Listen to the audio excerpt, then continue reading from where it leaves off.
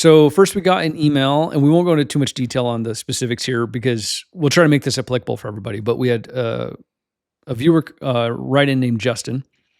Justin lives in Texas, and he has a ZX10, and he's spent a decent amount of money upgrading different parts and components of it.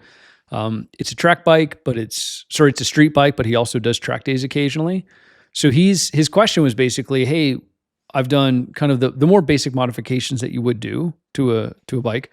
What should I do next? So he's done, brake lines, he's done exhaust, he's done windscreen, the more basic stuff, tank extender, which is common on the ZX10s. But his question is, what else should I do next? And he gave us a list, right? Yep. He was, I think it was wheels, master cylinder, chain and sprocket, lighter chain and sprockets. Yep. Oh, suspension. Suspension was the other one. That's important. Yeah. I think this is a common spot they find themselves in. It's, hey, I'm into this thing. I'm excited about it. What's next? What should I do next? So I'd like to hear your thoughts on it. So my thought is typically, now I'm going to couch this with all the upgrades he's asking if he should do. We've done them too. Oh, yeah. All of them. Both my bikes have forged wheels. Both my bikes have suspension work. I've upgraded the master cylinder. I haven't done chain and sprockets, but that's because it's a 200 horsepower motorcycle. And I think that's what I would say to him. And I mean, you probably will when it's time to replace the chain. When it wears out. Yeah. When it wears out. I'm not going to replace, it's fine now. Yeah. But my first thought is, we buy this new motorcycle, we love it, we want to put money into it because it's fun, it's this new thing. But the problem is, when you upgrade a motorcycle, right? Like, let's say you do an up map, or you do a pipe and a tune, or you do the forged wheels or something like that, and you do get that performance boost, right? That performance boost only lasts for as long as you have that motorcycle. As soon as you sell that motorcycle, that upgrade is gone. Mm-hmm. So I really think if you're going to be throwing a bunch of money at something, I really believe the best place to start, especially where he is based on his email, is go do champ school. Go do the $2,000 2-day school, because those upgrades you do to your software, the firmware upgrade, if we're going to say, you're going to take that with you everywhere. Right. And you and I both know people far faster than us who can show up on a bone stock motorcycle and just decimate because they have the firmware, they have the skill set, they have the techniques.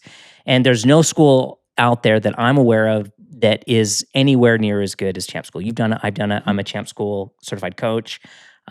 It blew me away with how it was so personalized to me. I felt like the whole thing was written to me because the way they coach, they really see what you need and give you what you need. And I came away. So for Justin, that'd be the first thing that would be my first thought. But beyond that, let's answer his question legitimately. If we're going to rank these upgrades, where would you start? I always tell everybody the number one thing is make sure the bike is functioning, operating properly, right? If you have a modern bike, the modern bike off the showroom floor is phenomenal. The performance capability it has is outrageous from the factory. So long as you have that thing maintained and running properly, there's not a lot of, all the other things you're going to do are little tweaks. They're just going to add a little here, a little weight here, or whatever it is. The suspension is the big one.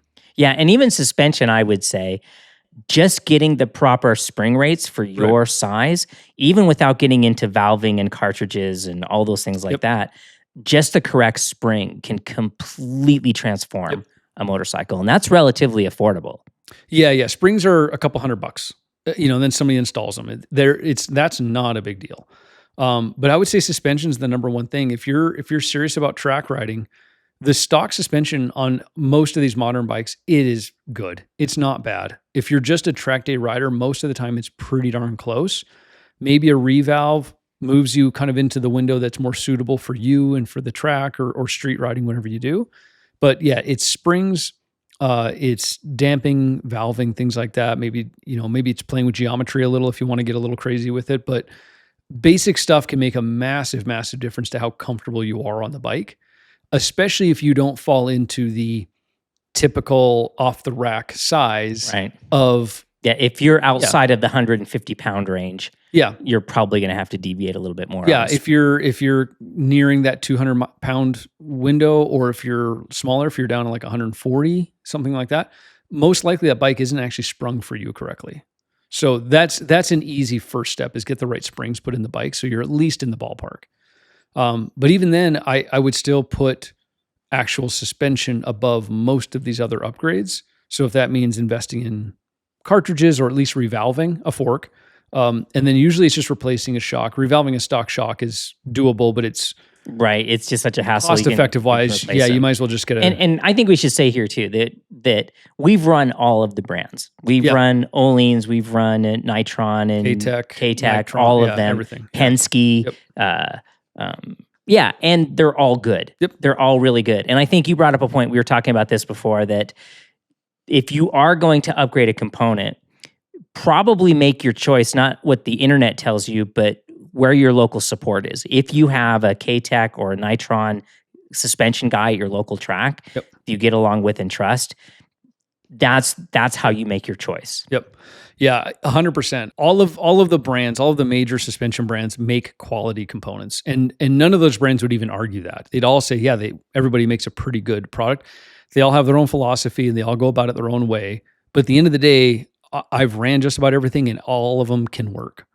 The biggest thing is making sure you have some sort of support. So at most tracks that I'm aware of, there is at least one or two suspension guys that are kind of regularly there. They're there for support. They do suspension service, but they can also do setup and changes and so forth. Figure out who those guys are. Find one of them that you kind of mesh with and you kind of have a relationship with and work with them. Buy your suspension through them. Have them service your suspension. Support them, and they'll support you. That's my biggest suggestion to anybody who wants to improve and invest in this type of thing. So I'll tell you an anecdotal story. So here locally in Utah, I work with a guy named Fuzzy Moto. He comes out of California. Fuzzy has done Moto America and AMA for ages. He's seen and done everything. I have a tremendous amount of respect for what he does and how he does it. And he does all of my suspension work for me. Now there's times when the relationship is I'll be on track and I'll have this issue, or I don't know, I don't have enough rear grip, which I'll go talk to him and talk through what I'm dealing with. And a lot of times he'll tell me what I need to go change. Right. So a lot of times it's, we could dial in the compression or we could take out some preload or whatever it is. But sometimes it's, are you sure you're not just getting on the throttle too hard there? Are you sure you're not, tipping in too late or, these other things to talk through? And most of the time he's right. Most of the time it's like, oh, yeah, you're right. I'm rushing the entrance, or I'm doing something that's putting it in this spot. But that's the real value of having a suspension guy that you trust, is because it isn't just, because I could just get mad and be like, well, why didn't he touch the bike? He could have fixed it. Maybe it's just easier to fix me instead of the bike. Well, yeah, that's a famous Ben Spies story that he was struggling with when he was racing the MotoGP Yamaha. That, on one part of the track, the suspension was doing this, on the other part of the track, he was, and you couldn't tune for both. And the only way to fix it was to adjust how he was applying the brake or whatever to keep the thing in the right suspension zone, and I'm going to throw this out there too, because just having a local suspension guy with the stock suspension, letting him turn your clickers and knobs and dials could make a remarkable difference. But I'm also going to caution with that there are some online resources that a lot of people really swear by that I would caution you not to pay too much attention to them, because a lot of these online guys, they're throwing out these really broad brush blanket statements. And it's, add to, like one of them's like, just 2 more of this, or you want your travel to be here or whatever. And the online person doesn't know how you ride, doesn't know how you're applying the brakes, doesn't know what your local track. They don't know any of these things. And even if you email them, say, oh, I have these things and I ride at this track, I would really find someone on the ground who's actually going to look at you, look at your motorcycle, really, and I hate to say this, but disregard the internet when it comes to suspension tuning. Right. Now, I would say it is in everyone's best interest to do your research and do your homework and understand how these systems work.